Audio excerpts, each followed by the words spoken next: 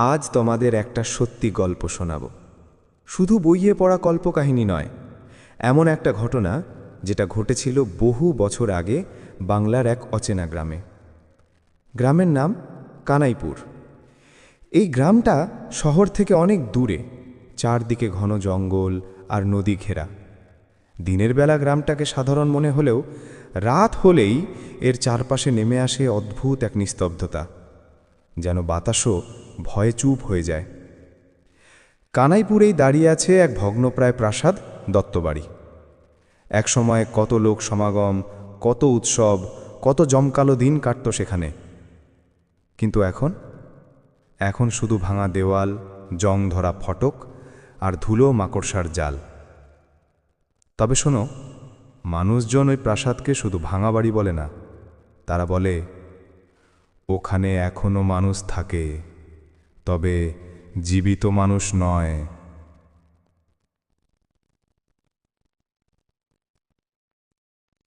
শহর থেকে আগত অরিন্দম। গল্পের আসল চরিত্র একজন তরুণ লেখক অরিন্দম, বয়স 28, কলকাতার ছেলে। ছোট থেকেই ভূতের গল্প শুনতে পছন্দ করে, আর এখন সে লিখে খ্যাতিও পেয়েছে।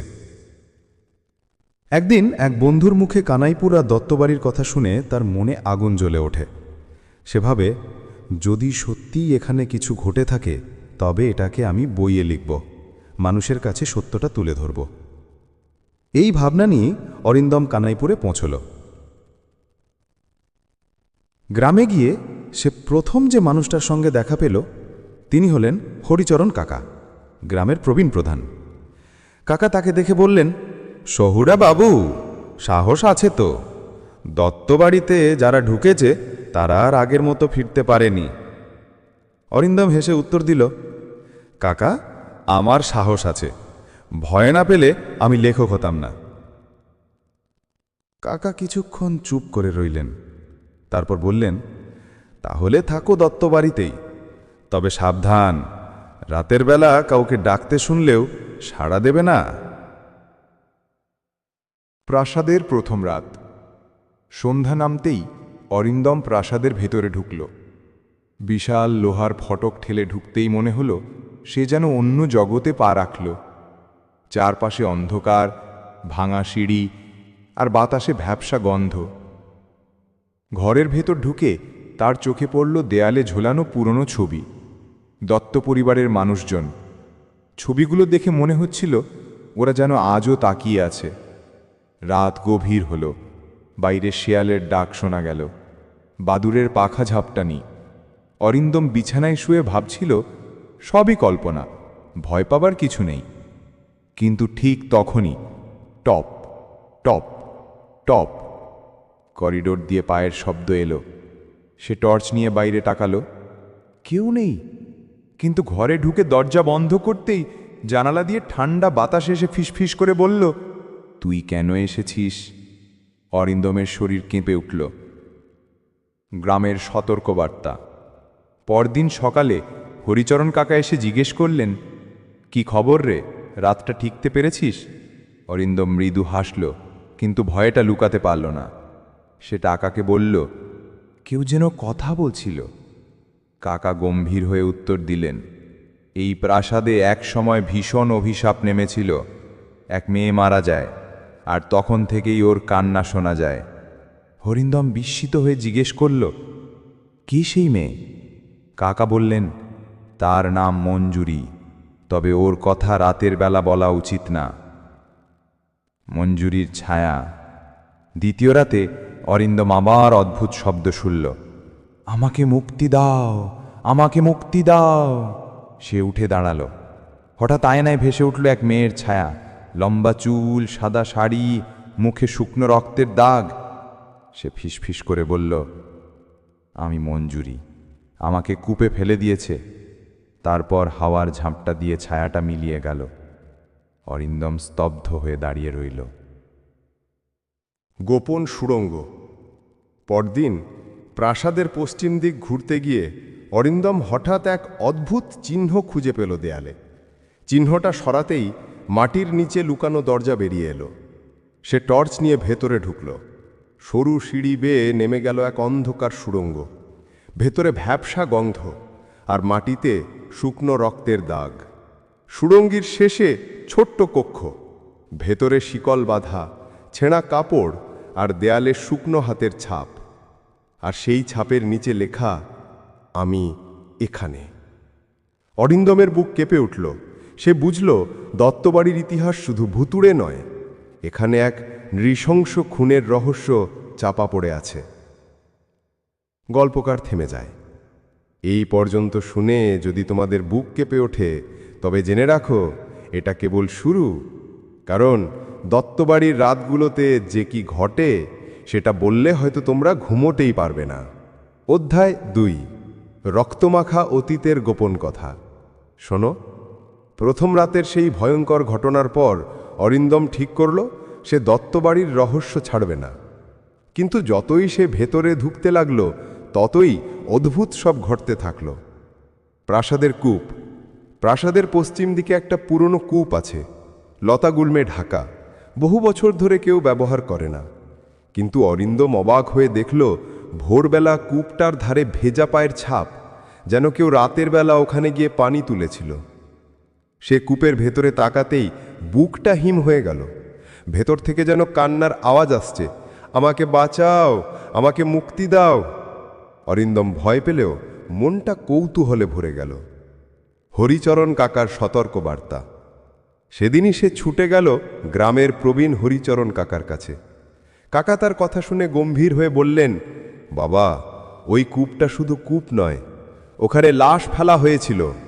বহু বছর আগে দত্তবাড়িতে এক মেয়েকে হত্যা করা হয়েছিল, আর তার দেহ ওখানেই গুম করা হয়। অরিন্দম চমকে উঠল, কোন মেয়ে? কাকা নিচু গলায় উত্তর দিলেন, ওর নাম মঞ্জরি। ওর মৃত্যুর পর থেকেই এই বাড়িতে অশান্ত আত্মারা ঘুরে বেড়াচ্ছে। করিডোরের আলো। সেদিন রাতে অরিন্দম লিখছিল, হঠাৎ দরজার ফাঁক দিয়ে করিডোরে আলো পড়ল। মনে হলো কেউ লণ্ঠন হাতে হাঁটছে।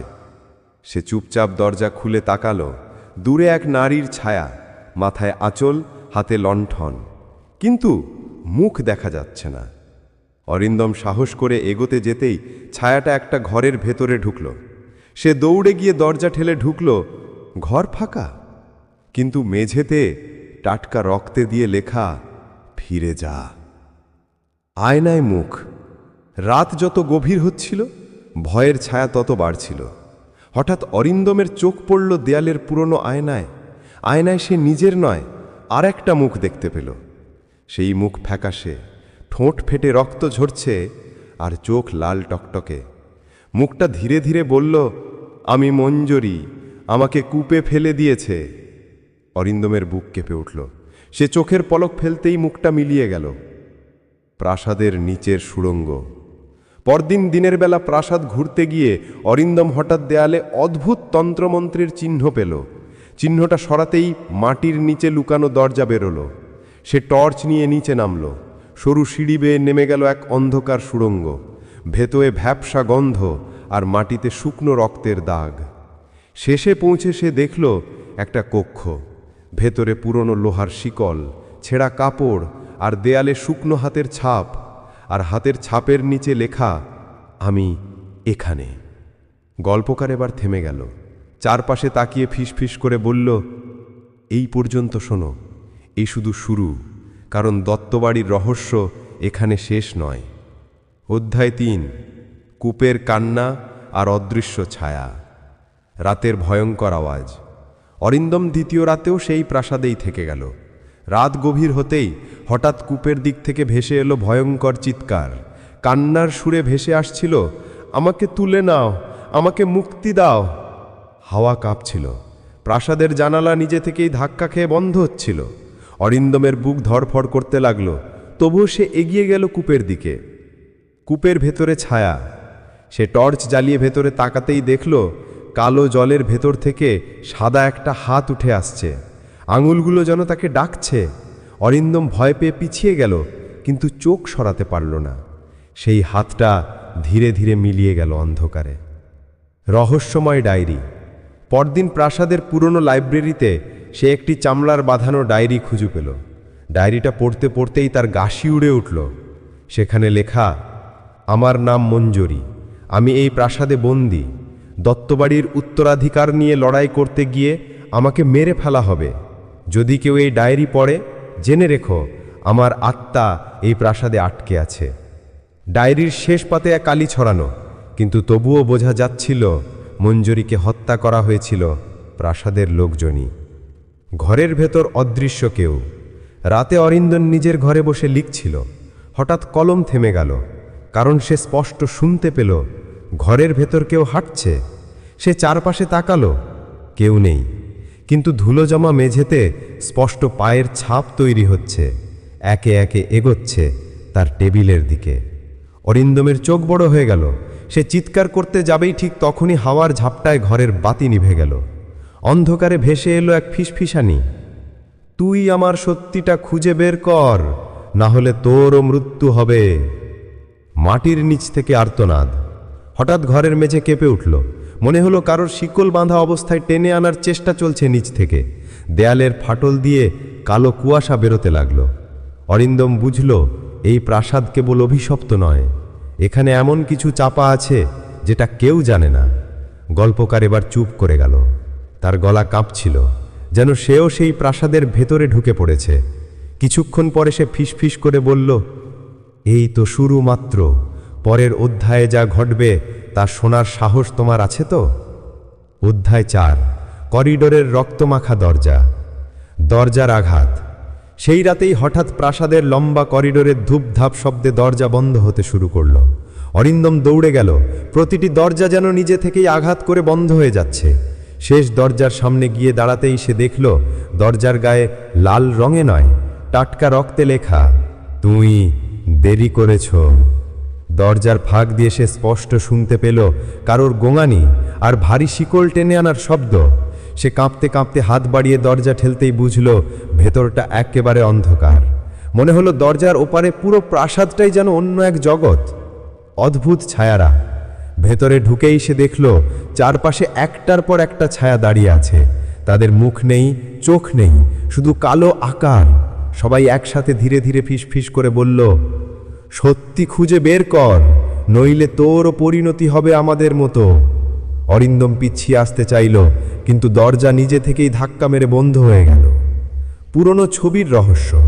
ঘরের কোণে একটা বিশাল পুরনো ছবি টাঙানো ছিল। সে টর্চ ফেলে আলো দিতেই আটকে উঠল। ছবিতে দত্তবাড়ির সব সদস্যের আঁকা, কিন্তু আশ্চর্য ব্যাপার হলো ছবির মাঝখানে মঞ্জরিও দাঁড়িয়ে আছে, আর তার চোখ থেকে রক্তের ফোঁটা গড়িয়ে আসছে ছবির ফ্রেমের বাইরে। করিডোরে মৃত্যুগন্ধ। হঠাৎ চারদিক কেঁপে উঠল। বাতাসে ছড়িয়ে পড়ল পচা লাশের গন্ধ। অরিন্দমের মাথা ঘুরে গেল, আর ঠিক তখনই তার কানে এলো এক ফিসফিসানি, তুমি যদি আমার সত্যিটা না জানিস, তোর জীবন শেষ। গল্পকার এবার থেমে গেল। তার চোখে ভয়ের ছাপ, গলায় কাঁপুনি। সে ধীরে ধীরে বলল, অরিন্দম এখন একা নয়, মঞ্জরির আত্মা তার চারপাশ জাল বুনে ফেলেছে। পরের অধ্যায়ে সত্যিটা আরও গা ছমছমে হয়ে উঠবে। অধ্যায় 5, অদ্ভুত স্বপ্ন আর মৃত্যুর ইঙ্গিত। স্বপ্নের রাত। সেই রাতে অরিন্দম ঘুমোতে গেল, কিন্তু চোখ বন্ধ হতেই সে দেখল সে দাঁড়িয়ে আছে প্রাসাদের আলিনায়। চারদিকে লাল কুয়াশা, আর কূপ থেকে ধীরে ধীরে বেরিয়ে আসছে এক নারী। সাদা শাড়ি, ভেজা চুন, ঠোঁটে শুকনো রক্ত। সে ধীরে ধীরে এগিয়ে এসে ফিসফিস করে বলল, অরিন্দম, তুই যদি আমাকে মুক্তি না দিস, তোরও মৃত্যু হবে। হঠাৎ নারীর মুখ ফেটে গেল, আর ভেতর থেকে বেরিয়ে এলো কালো ধোঁয়ার ঝড়। ভোরবেলা ঘুম ভেঙে অরিন্দম ঘরের মেঝেতে তাকিয়ে দেখল তার নিজের পায়ের ছাপ ভিজে আছে, কিন্তু সে তো কোথাও যায়নি। আর ছাপগুলো সরাসরি গিয়ে থেমেছে জানালার পাশে, যেখানে রাতেই এক নারীর কান্নার শব্দ শোনা গেছিল। গ্রামবাসীর ভয়। অরিন্দমে সব কাহিনী শোনাতে গেল হরিচরণ কাকার কাছে। কাকা মাথা নেড়ে বললেন, বাবা, তুই এখন বিপদে। মঞ্জরির আত্মা তোকে বেছে নিয়েছে। যতক্ষণ না তুই তার মৃত্যুর রহস্য উদ্ঘাটন করছিস, ততক্ষণ তোর শান্তি নেই। অরিন্দম কাবা গলায় জিজ্ঞেস করল, তাহলে আমি কি করব? কাকা দীর্ঘশ্বাস ফেলে বললেন, প্রাসাদের ভেতরে লুকানো একটা ঘর আছে, সেখানে হয়তো সব উত্তর পাবি, কিন্তু ওখানে গেলে হয়তো আর বেঁচে ফিরবি না। অদ্ভুত হাতের ছাপ। সেই রাতে প্রাসাদের দেয়ালে হঠাৎ একটার পর একটা রক্তমাখা হাতের ছাপ দেখা দিল। ছাপগুলো ঘুরে ঘুরে গিয়ে শেষ পর্যন্ত থামল অরিন্দমের ঘরের দরজায়। দরজার ওপাশ থেকে ভেসে এলো ভাঙা গলায় ফিসফিসানি, আমি এখানে, আমাকে বের কর। গল্পকার এবার থেমে গেল, তার চোখ লাল হয়ে উঠেছে, কণ্ঠস্বর আরও নিচু। সে বলল, অরিন্দম আর পালাতে পারবে না, মঞ্জরির অভিশাপ তার চারপাশে জাল বুনে ফেলেছে। অধ্যায় 6, চরম ভয়ের রাত। ভয়ঙ্কর বাতি। সেই রাতটা ছিল অতি অন্ধকার।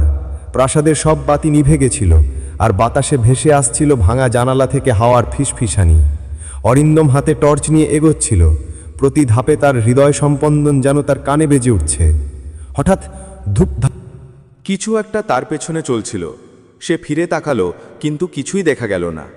কিন্তু যতই সে এগোচ্ছিল, পেছন থেকে সেই শব্দ যেন আরও কাছে আসছিল। লুকোনো ঘরের খোঁজ।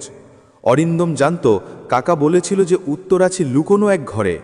সে করিডর ঘুরতে লাগল। প্রতি ঘর খোলার সঙ্গে সঙ্গে যেন কেউ তাকিয়ে আছে, প্রতিটি ঘরে ছায়া নাচছে। একবার দরজা খুলতেই সে দেখল ভাঙা কক্ষের কোণে লাল দাগ মাটিতে, আর দেয়ালে শুকনো হাতের ছাপ। অজান্তেই সে বুঝল মঞ্জরির আত্মা তার কাছে চাইছে সত্যটা। ভয়ঙ্কর ফিসফিসানি।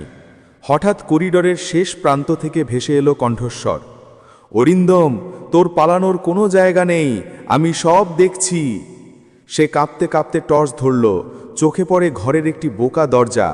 দরজার ওপাশে হঠাৎ হাওয়া বইতে লাগলো, আর সেই সাথে মাটিতে রক্তমাখা আঙুলের ছাপ ভেসে এলো তার দিকে। মুখোমুখি। অরিন্দম দরজা খুলল।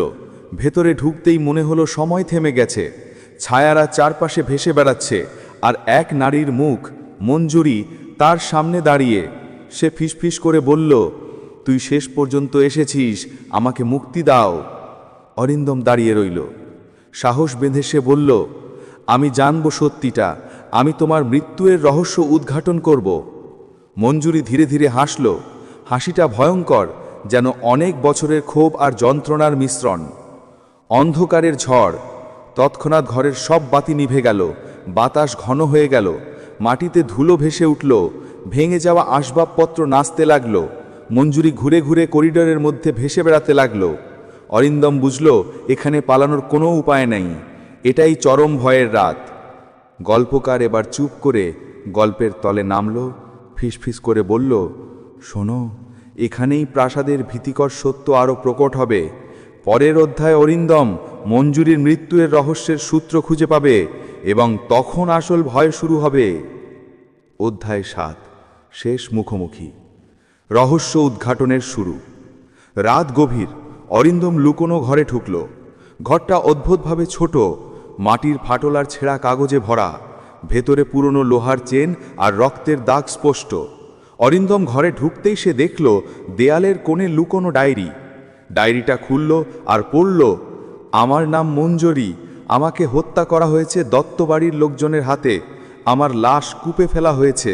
যদি কেউ সত্যিটা জানে, আমার আত্মা শান্তি পাবে। অরিন্দম বুঝল, এটাই চূড়ান্ত সূত্র। মুখোমুখি মঞ্জরি। হঠাৎ বাতাস ঘন হয়ে গেল। ঘরের মধ্যে অদ্ভুত হাওয়ায় কাগজ উড়ে গেল। মঞ্জুরির ছায়া ধীরে ধীরে ভেসে এলো। সে দাঁড়িয়ে অরিন্দমের দিকে তাকালো, চোখ লাল, মুখ ফ্যাকাশে। তুই শেষ পর্যন্ত খুঁজে পেয়েছিস, এবার আমাকে মুক্তি দিতে হবে। অরিন্দম কাঁপতে কাঁপতে বলল, আমি সত্যিটা প্রকাশ করব, আমি জানব কে তোমাকে হত্যা করেছিল। অতীতের খণ্ডচিত্র। হঠাৎ ঘরে ভেসে এলো অতীতের দৃশ্য। দত্তবাড়ির জমিদার ও তার লোকেরা মঞ্জুরিকে ঘিরে রাখছে। মঞ্জুরি চিৎকার করছে, আর একজন লোক কূপের দিকে ঠেলে দিচ্ছে। মাটিতে রক্ত ছিটছে, আর বাতাসে তন্ত্রমন্ত্রের শব্দ বাজছে। অরিন্দম বুঝল, এই দৃশ্য ছাড়া মঞ্জুরির আত্মা শান্ত হবে না। মুক্তির প্রক্রিয়া। অরিন্দম ডায়েরি হাতে কূপের দিকে এগোলো। মঞ্জুরির ছায়া তার পেছনে ভেসে আসছে। সে পড়ল ডায়েরির শেষ লাইন, যদি সত্য প্রকাশ করা হয়, আমাকে মুক্তি মিলবে। অরিন্দম উচ্চস্বরে ঘোষণা করল, আমি প্রকাশ করব, মঞ্জুরিকে হত্যা করা হয়েছিল, আর দত্তবাড়ির লোকেরা লুকিয়ে রেখেছে। হঠাৎ ঘর কেঁপে উঠল। বাতাসে আলো ছড়িয়ে গেল। মঞ্জুরির ছায়া ধীরে ধীরে আলোর মধ্যে মিলিয়ে গেল, আর সে ফিসফিস করে বলল, ধন্যবাদ, আমি মুক্তি পেলাম।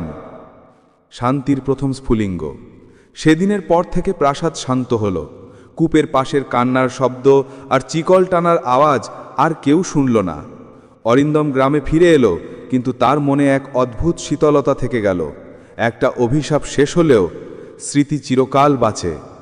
গল্পকার এবার চুপ করে গল্পের তল নামল, ফিসফিস করে বলল, শোনো বন্ধুরা, সব ভয়ভীতি এখানে শেষ হলো, কিন্তু মনে রেখো, যে প্রাসাদ একবার অভিশপ্ত তার ছায়া চিরকাল কারো সঙ্গে থাকে।